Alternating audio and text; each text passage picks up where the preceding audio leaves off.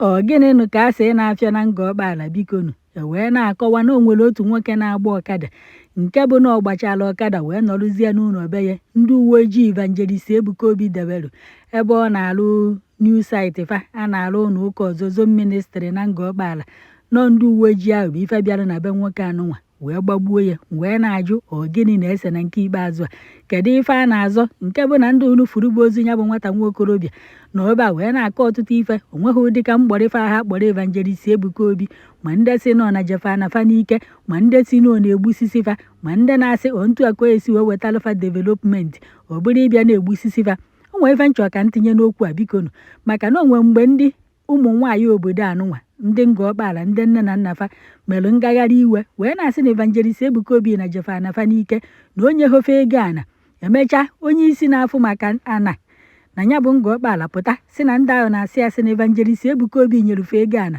Evangelist Ebuka Obi okwu a na-agara maka enwere ike iwere ego nye ndị mmadụ ka fa jee kwụọ ndị ahụ inyere ego ewere ego a tii n'akpa ọkwa ifuru ego na mmadụ ọdọọkụ na-aghọtalụ ndị be anyị ofu onye nwere ike iwere ego a na odoghị ike ya na ezinụlọ ya na-eri na-anyụ ụmụ ogbenye o kwesịrị inye ego ọma nnyefe ego anụnwa mana gụọbụ Evangelist Ebuka Obi nwere ike iwere ego a nyefa ka fa nye ụmụ ogbenye ndị nwaana fe nye hofa obesomasị ngụ kpọpụta mmadụ na-abụ ma mmadụ ịtọ ka fa jee kwuru ndị anụnwa na-ebe akwa oge ọbụla na-asị na jefa na fa n'ike ka fa jee fụfa mmadụ na-enyerufe ego ka ọ na-enyehofe ego iweruzie aka osetụrụ adị okwu kpọọ fa desisi afafa onye ọbụla inyere ego ọ saịnụ akwụkwọ witi lọya esee ya foto onye ọbụla inyere ego ọ saịnụ akwụkwọ witi lọya esee ya foto ịfụ na ife anyị ebi bikosi ego a na-asị na-enyere fa na iwetara ego enyefa o nwere evidensị onwe ha akwụkwọ fa ji ya asị na iji wee nyefe ego ma ka ihe esi wee rizọlvụ ife ahụ ife a na-arụ ife a bụ ụlọ ụka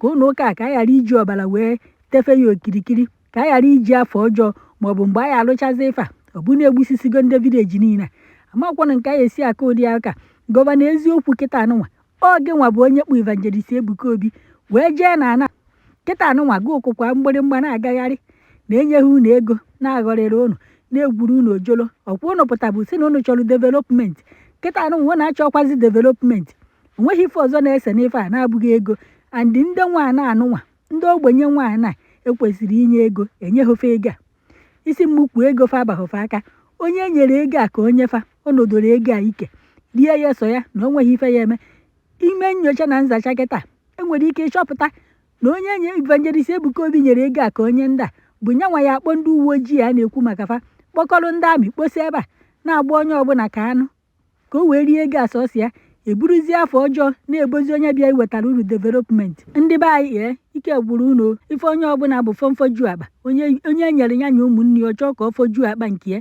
ka o rie ya so ya ka ọ dachi ụzọ ejide ụmụazị mmadụ na-egbusisi jide ụmụ ogbenye na-egbusisi onye ya anara ego a ka onye fa erie ya nya bụ ife ajọkakwọ ma hapụ ka unu fụ ebe ebu ozu ya bụ nwata nwa okorobịa na-aga mana enwere m ike itinyere unu ka unu nụ ife na-ekwu ebe anụnwa n'ụdị ka ife sifa n'ọnụ wee na-apụ mana ebe ọbụla a ga-esepụta ozu ya bụ nwata nwoke mma eji ife kpuchie ya maka ihu akwụkwọ achọdị m na ndị enweghị inwe nsogbu nya bụ ife ejọkwara unu njọ onye mụ Evangelist Ebuka Obi nya biko gwa ya nya chọọ lọya chọọ mmadụ na-abụ ka fa jee na vileji anụnwa dee list dee afa ndị niile dị involve na ana anụnwa o were aka ya nyefee ego ọzọ onye o nyere ego lọya ya esee ya foto onye agha saịnụ akwụkwọ ewere akwụkwọ nke ya nye na-enye gị ego lọya ejide ofu akwụkwọ ife aka ebe maka echi niile adịka ama na onye gotalụ fana n'aka wee nye Evangelist Ebuka Obi ike ọ narụgo ego o rie sudo ya ike a na-egbusisi ndị mmadụ na-akpọ ndị ụlọ ụka bịara iweta n'ụlọ development afọ ọjọọ ọ na-atọ n'ọnya ahụ ụtọ ajụa ya na azụ si na enyere ego ajụa ndị enyere ego asị na enyezughofe ego ya bụ ife ajọkakwọnụ ndị Igbo nke bụzi na fa bụ ozu nwata nwa okorobịa anụnwa ka nna mmadụ ama onye wee jezie na saịtị ebe a Evangelist Ebuka Obi na-arụzi ụlọ ụka ya wee jee dobe ozu ahụ ebe ahụ were ọmụfa kechaa n'ahụ ma n'isi tokechaa na ya bụ ozu hapịa wee pụwa fegbu ozukwo dị ozu wee na fa hapụrụ dị ozu ebe a na-arụzi ụlọ ụka. In our land, an innocent young man. So here it is. Mmadụ anyị ebi na nke ya wee nọpịara amụ. That's how it be. That's how it be. We are very peaceful. But all the same, we wouldn't allow you to take advantage of us. Leia, if you don't have conscience. Leia, no, any new and no development. Oh, yeah. Okpala me. Enyi ni aso ge nya oguru mba. Onye na anya oguru mba. Ye nso be ku okwu.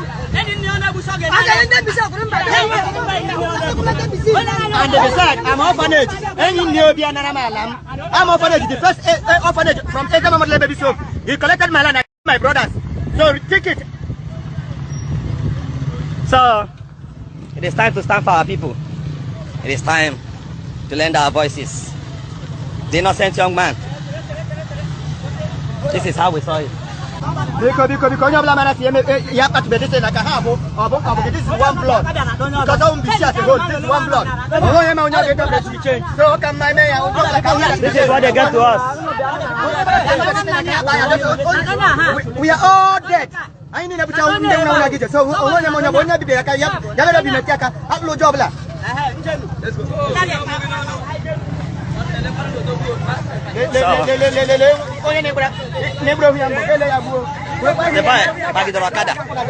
See that yesterday night, I have to leave everything I'm doing and come here. This is what they gave us. This is what they gave us. This is what they gave my community. This is what they gave my community. This is what they gave my community. Look at.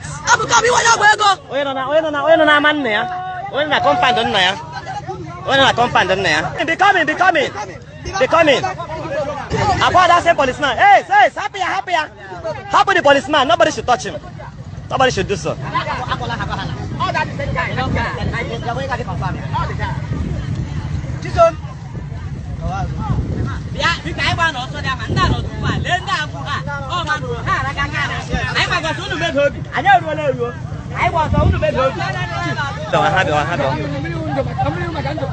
So this is what we saw in our own land, though. In our own land. In our own land.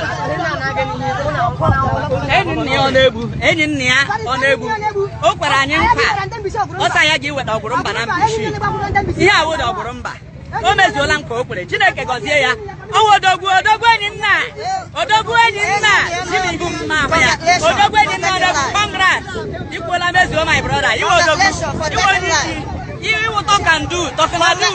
What happened is that the police who we are stationed in Zion Ministries, Zion site in Ngor Okpala, in my community here, they came to our village yesterday night and one of our brother innocently when the young boy did nothing. Nothing. According to them. They coming. You don't need to turn. Oh, John, I don't want to again. On a turn again, I'll go on you. My turn.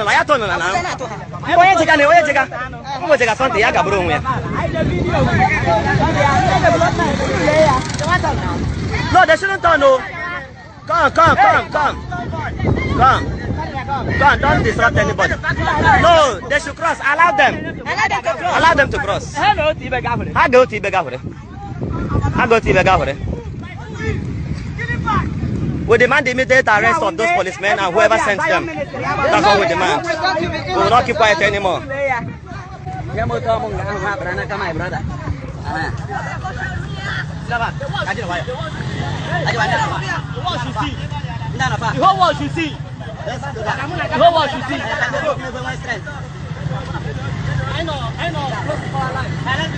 This is what they gave us. This is what they gave my community. When we are talking about it, they were coming threatening us. Huh?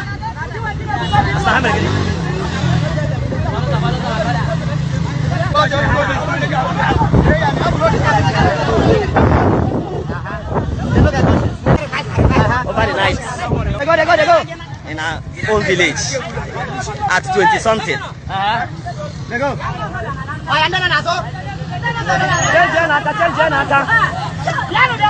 We have a birthday cake for him. He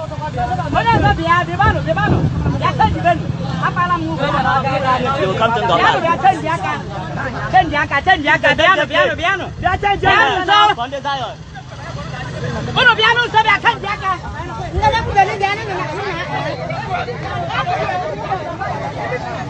Why you take them? I do have this government.